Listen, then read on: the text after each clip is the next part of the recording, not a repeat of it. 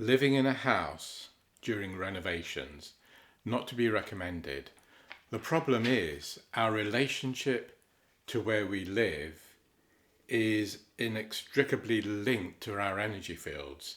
So whatever happens in a house happens to our inner house. And so when we tear apart walls and ceilings and floors, we're actually dismantling aspects of ourselves and fragmenting the energetic matrix that holds our sense of home, our sense of reality together. So the disturbance created through renovations can actually be very disturbing to ourselves and our families.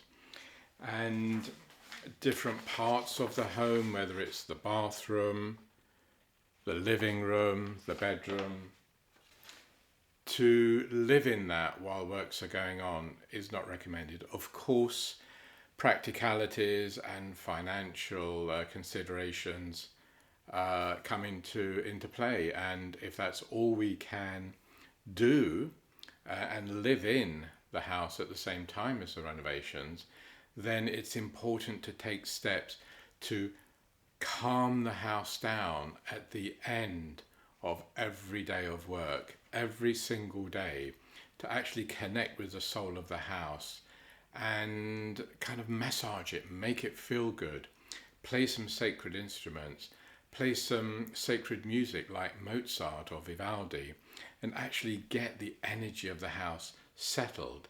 And that in turn will allow that settling inside your own energy fields. And that should allow works to progress smoother because you're honouring the house at the same time.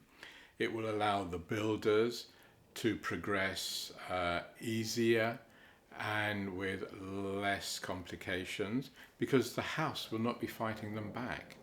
So lots of aspects around this working with houses and renovations. So more on my website as usual, and I hope that little bit of advice can be useful one day if you choose to live in a house and carry out renovations.